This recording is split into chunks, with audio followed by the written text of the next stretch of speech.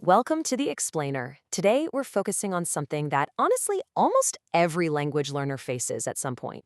We're talking about breaking through that intense frustration of slow progress, and we're going to give you a practical toolkit to start speaking English confidently. So, if you've ever felt like your brain just completely freezes the moment you open your mouth to speak, well, you're in exactly the right place. Let's get into it. I study and practice, but I don't feel different. Man, this is just an incredibly relatable feeling. I'm sure a lot of you have thought these exact words. You listen to things, you study the grammar, you put in the effort, right? But your spoken English still feels weak or just kind of stuck. Well, this explainer is designed specifically for anyone who feels trapped in this stage of their learning journey. We're going to break down exactly why this happens and, more importantly, how to fix it. Here's a quick look at our roadmap for today. We'll start with the frustration of slow progress, then look at why we fear speaking, why consistency beats intensity, lay out a solo practice toolkit, and finish up with a solid 2-week action plan. All right, Section 1. The frustration of slow progress. Let's jump right in. The absolute core takeaway you need here is this. Slow progress is deep work. It's not failure. Think about it. When you first start learning English, everything is brand new, so your improvement feels incredibly fast. You learn to say hello, and boom, suddenly you can greet people. But later on, that progress naturally starts to slow down. Why? Well, because you're mastering the complex details now. You're moving from basic vocabulary to understanding context, tone, and the deeper layers of grammar. So this slower pace doesn't mean you're doing it wrong. It actually means you are doing the real, deep work required for fluency. To really illustrate this, let's look at a story from our sources about a young man named Marco. So Marco was constantly restless, always stressing about the future. A wise man gave him a challenge. He had to carry a glass filled to the absolute brim with water across a busy, chaotic village without spilling a single drop. And Marco actually did it. How? Because his mind stayed entirely in the present moment, completely focused on the water. He didn't even hear the busy village around him. And you know, when you focus solely on today's small task, like just learning one new phrase, you totally remove that heavy, overwhelming anxiety of trying to reach perfect future fluency. You just have to stay with the glass of water. Which brings us nicely to Section 2, why we fear speaking. It's actually fascinating how universal these 3 barriers are. First up, the fear of judgment. We constantly worry people are going to laugh at us. But honestly, most people really admire the effort it takes to speak a second language. Second is perfectionism. We somehow convince ourselves we have to know every single grammar rule before we can even speak. But native speakers make mistakes literally every single day. And finally, unfair comparison. It is way too easy to see someone's flawless English on social media and just feel terrible about yourself. But remember, you're comparing your everyday struggles to someone else's highlight reel. It's an unfair fight from the start. Because at the end of the day, learning English is exactly like learning to ride a bicycle.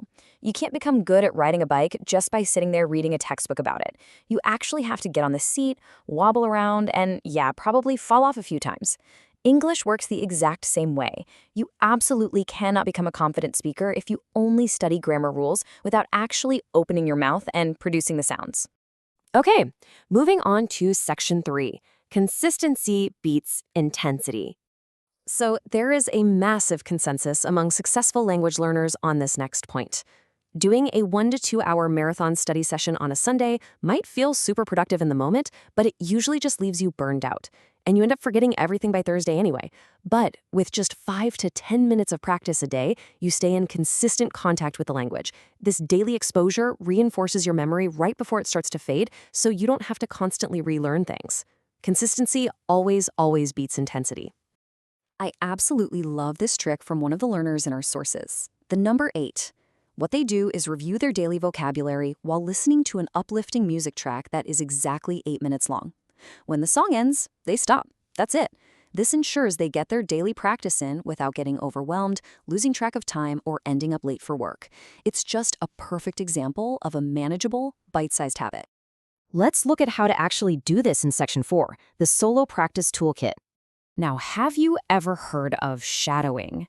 Shadowing is when you repeat what a native speaker says, word for word in real time, just about half a second behind them. You can use a podcast or YouTube video to do this. This is absolutely vital because it trains your mouth muscles to form English sounds at a native speed, complete with a natural rhythm and intonation.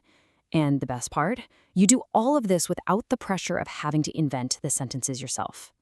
Simple, foundational questions like, how are you? Or what did you eat for breakfast? Really show exactly what a simple daily starter practice looks like.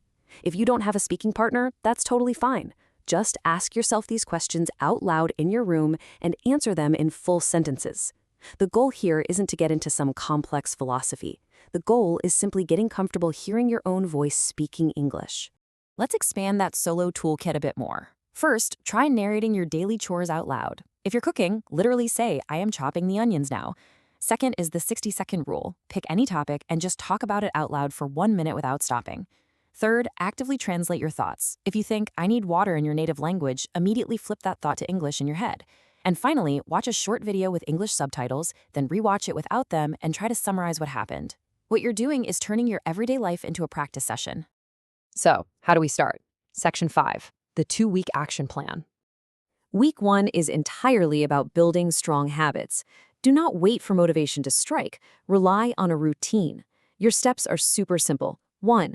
Listen to English daily to get the rhythm in your ears. 2. Learn full phrases like I'm really busy today, rather than just memorizing the isolated word busy. 3. Speak out loud every single day, even if it's just to yourself in the bathroom mirror. And finally, spend 5 to 10 minutes practicing that shadowing technique we talked about. Just get used to moving your mouth. Once you've got that habit locked in, week 2 is all about active use. Now you intentionally stop translating in your head and try to think directly in English while you're walking or shopping. Next, take out your phone and actually record your voice for 1 to 2 minutes on a simple topic. I know it sounds weird, but listening to the playback builds incredible self-awareness. Finally, practice telling short stories out loud about your day. Storytelling forces you to connect your vocabulary and grammar in a really practical, real-world way. Now, before we wrap up, we definitely have to talk about the traps. Whatever you do, don't try to learn too much at once. Do not try to memorize 100 new words in a single day. Don't obsess over mastering every single grammar rule before you allow yourself to speak. And most importantly, do not skip practice days. Doing 3 hours on a Sunday and absolutely nothing the rest of the week will completely kill your momentum. Keep it small and keep it daily. And that brings us to our final thought for this explainer. Are you waiting for the perfect moment, or will you start speaking today? Because the truth is, that perfect moment, the one where you know all the grammar and have zero fear, it's never going to come. The only way to get there is to embrace the mistakes, pick just one of the solo habits we talked about today, and take action immediately. Thank you so much for joining me on The Explainer today. Now get out there, make some mistakes, and start speaking.